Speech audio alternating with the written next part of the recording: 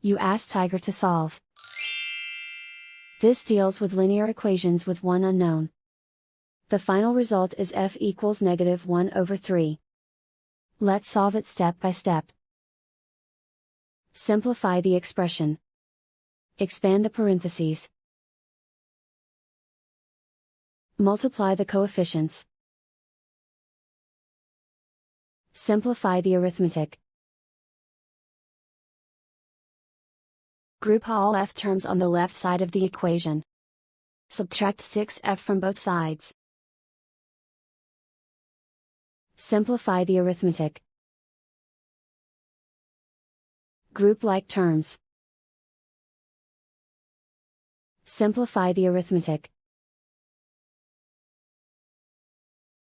Isolate the f. Divide both sides by 3. Simplify the fraction. And so the final result is f equals -1/3.